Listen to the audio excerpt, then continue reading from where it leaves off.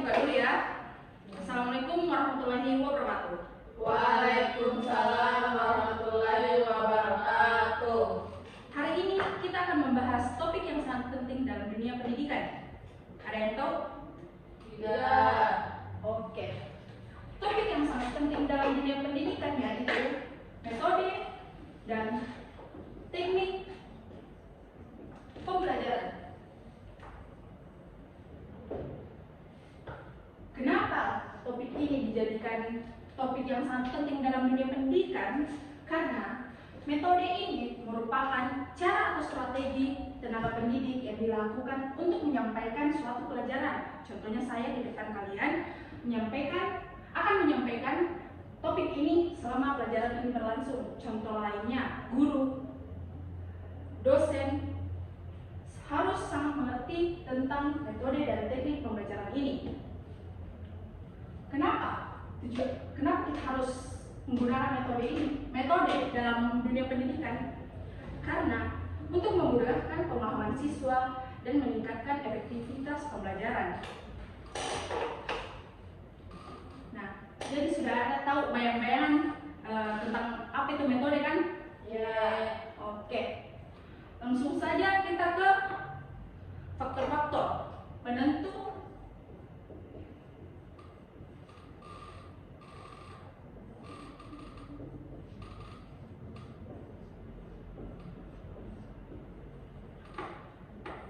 Adapun faktor-faktor penentu metode belajar mengajar. Yang paling umum itu ada 4. Pertama, karakteristik siswa.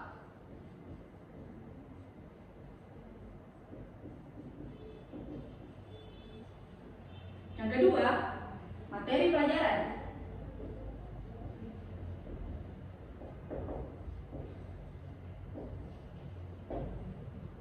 Yang ketiga, lingkungan belajar.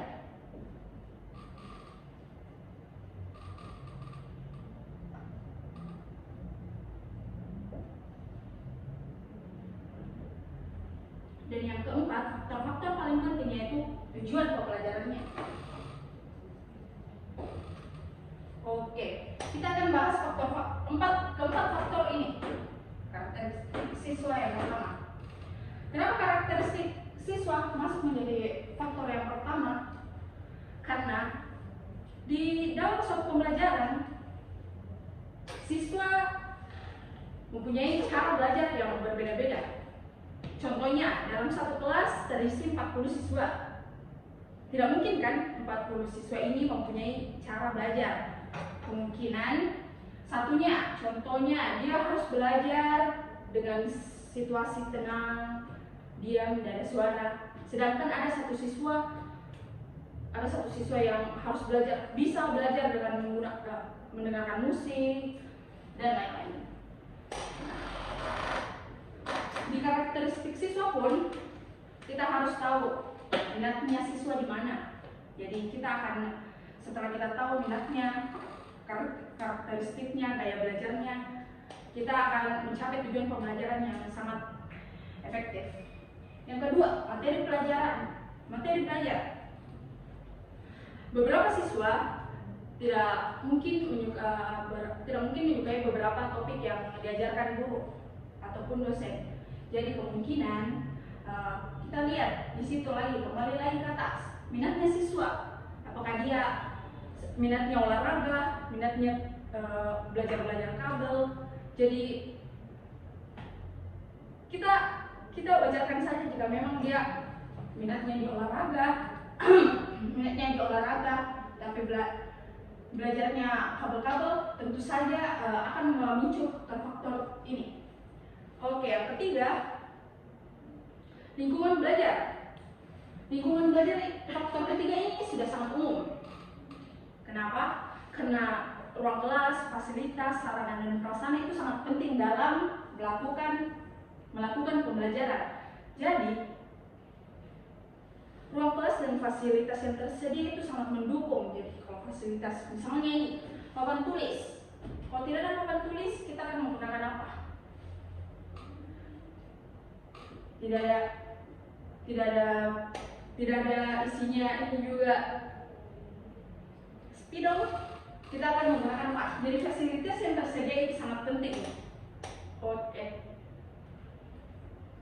Faktor yang keempat adalah tujuan pembelajarannya. Kenapa? Karena tujuan kita tentukan apakah tujuan pembelajarannya lebih baik dengan metode misalnya tugas adat, misalnya tugas diskusi kelompok. Tidak mungkin kita belajar menggunakan metode ceramah. Oke. Mungkin itu faktor-faktor karakteristik siswa yang sangat umum. Sudah ada yang mau bertanya di bagian sini? Sudah jelas teman-teman? Jelas. Oke. Jadi sebenarnya kalian ini nih yang paling penting dalam topik ini, faktor-faktornya, karakteristik siswanya, materi belajarnya, lingkungan belajarnya, dan tujuan pembelajarannya. Selanjutnya kita akan membahas jenis-jenis metode mengajar. Nah, jenis metode mengajar itu banyak. Ada pembelajaran kooperatif, PBL itu problem based learning, ada pembelajaran berbasis proyek, PJBL, ada demonstrasi, ada metode ceramah. Yang metode ceramah ini seperti saya yang melakukan ini termasuk metode ceramah. Ada role playing. Oke. Pembelajaran kooperatif bagaimana? Dalam pembelajaran kooperatif itu siswa bekerja sama dalam kelompok untuk mencapai tujuan bersama. Contohnya proyek kelompok, diskusi kelompok, penyelesaian masalah dalam kelompok. Itu yang dinamakan pembelajaran kooperatif. Yang kedua itu PBL, problem based learning.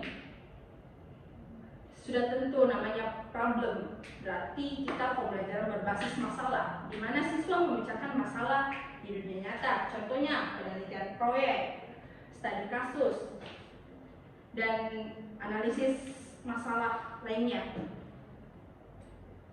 Ada PBL, adapun PJBL. PJBL yaitu pembelajaran berbasis proyek. Siswa terlibat dalam proyek nyata yang mencakup penelitian, perencanaan, dan implementasi. Contohnya pembuatan model, proyek penelitian, pembuatan kampanye. Dia itu termasuk pembelajaran berbasis proyek. Misalnya juga ada proyek kreativitas tangan, bikin gelang, bikin cincin, dia itu sudah masuk PJBL. Nah, jenis metode mengajar lainnya ada demonstrasi. Ini sudah sangat sering didengar ini, demonstrasi. Guru memperlihatkan cara melakukan suatu tugas atau aktivitas. Contohnya guru kimia, dia itu melakukan dia karbon dia praktekkan. Jadi dia itu menggunakan jenis-jenis metode mengajar demonstrasi. Ada contohnya lagi keterampilan kerajinan, dia juga masuk ke demonstrasi karena gurunya juga mencontohkan pertama lebih dahulu. Jenis-jenis lainnya metode ceramah. Metode ceramah ya benar, sudah yang seperti saya lakukan ini sudah termasuk metode ceramah. Metode ceramah, penyampaian informasi kepada siswa. Saya sebagai guru, kalian sebagai siswa. Ini sudah termasuk metode ceramah. Adapun jenis-jenis lainnya itu role playing. Siswa memainkan peran tertentu untuk memahami situasi tertentu. Contohnya role playing, permainan simulasi wawancara. Misalnya saya sebagai Nagita Slavina, kalian jadi kalian wawancara saya, tapi tidak akan ada dapat mungkin dipelajari. Mungkin saya jadi presiden, ada wartawan, kita itu contoh.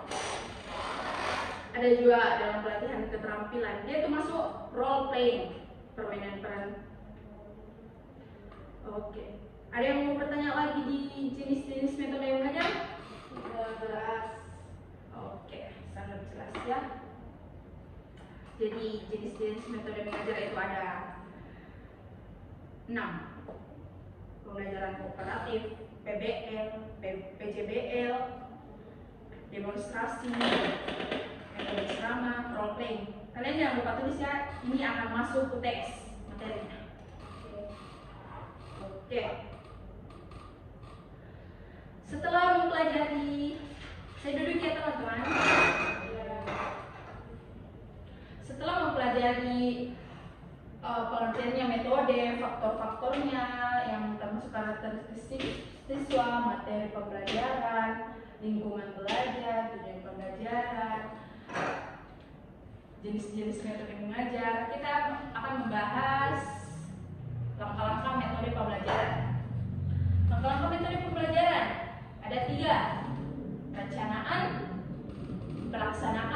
pelaksanaan, dan evaluasi. Kenapa hanya 3 langkah?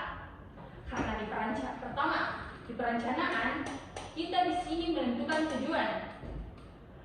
Di sini pun kita memilih metode yang sesuai dan menyiapkan materi. Di perencanaan inilah kita, misalnya saya tadi mau mengajar hari ini, saya siapkan materi hari ini. Materi hari ini metode dan teknik pembelajaran. Saya pilih metode yang sesuai. Saya gunakan metode ceramah. Nah, ini termasuk langkah-langkah metode pembelajaran bagian perencanaan. Yang kedua, metode pelaksanaan. Di pelaksanaan ini kita terapkan metode dengan memperhatikan interaksi dan partisipasi siswa. Dalam pelaksanaan ini sedang kita lakukan. Ini contohnya. Saya menjelaskan, kalian memperhatikan kah atau tidak kah? Ini termasuk pelaksanaan dari langkah-langkah metode pembelajaran. Setelah pelaksanaan, kita akan mengevaluasi, amati pemahaman siswa, dia paham ke materi yang tadi saya sampaikan, tingkat partisipasinya, dan efektivitas metode yang digunakan. Nah, setelah kita melakukan 3 langkah tersebut, perencanaan, pelaksanaan, evaluasi. Setelah evaluasi, kita akan melihat bagaimana hasil dari pembelajaran tersebut, apakah mencapai tujuan pembelajaran kah atau tidak, 50-50 lah, dievaluasi lah kita melihatnya. Oke. Ada yang mau bertanya lagi di bagian langkah-langkah metode pembelajaran? Tidak. Sepertinya sudah jelas ya. Saya sudah jelaskan dengan contoh-contohnya juga.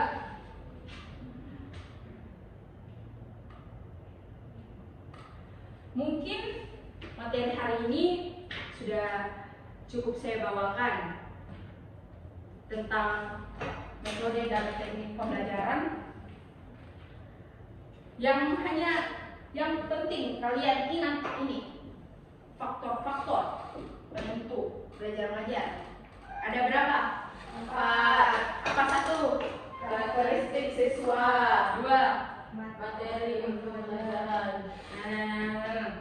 Apa 2? Materi pembelajaran. 3. Fasilitas Lingkungan belajar. Antara bukunya dan memperhatikan.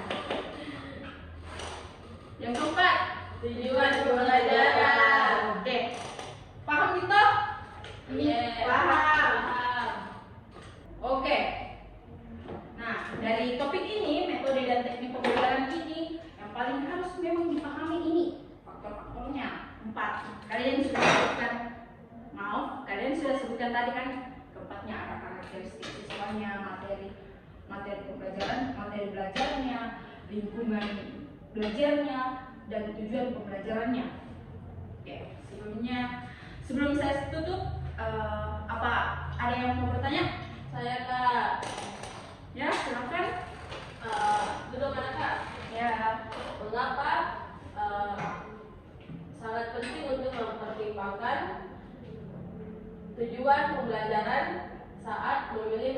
pembelajarannya. Mengapa sangat penting Ya, untuk mempertimbangkan tujuan pembelajarannya. Oke. Mengapa penting untuk mempertimbangkan tujuan pembelajaran saat memilih metode pembelajaran, ya? Pertanyaan Kiki. Oke. Apa ada yang bisa menjawab? Sedikit tahu? Ada yang? Oh, saya. Ya? Hendri? Jadi mungkin itu toh dari pertanyaannya Kiki itu menurut pendapat pribadiku ini karena metode yang tepat itu bisa secara efektif mendukung pencapaian tujuan tersebut. Contohnya itu seperti yang tadi dijelaskan toh yang kutangkap tadi saat kerja tugas kelompok itu pasti kita gunakannya itu metode diskusi untuk anggota kelompok tersebut, bukannya metode ceramah yang kayak dilakukan sekarang. Jadi mungkin itu secara metode lebih efektif gitu. Mungkin itu bisa menjelaskan. Oke, terima kasih Tendri. Sebenarnya jawabannya ini Tendri sudah hampir sangat benar.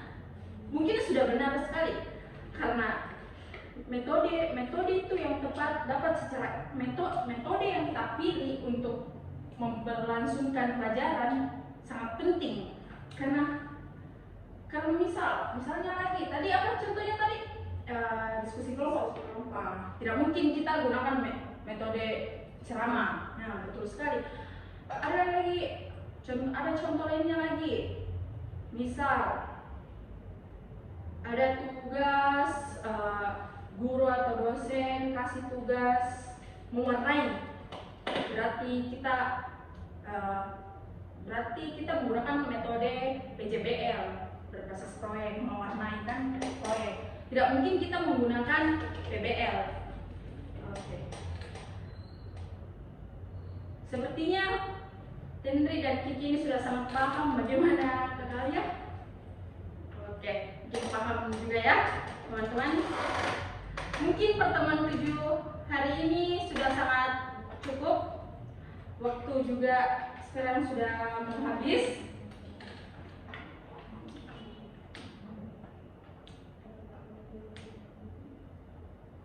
Bagaimana tadi jawaban Kiki sudah Sudah jelas Kak. ada yang lagi mau dipertanyakan? Tidak. Oke. Saya lihat teman-teman. Jadi kesimpulan. Saya sudah simpulkan tadi atau belum? Belum. Oke. Sudah teman-teman. Kesimpulannya itu kita harus mempertimbangkan karakteristik siswa. Ini yang sangat penting dalam topik dunia pendidikan ini.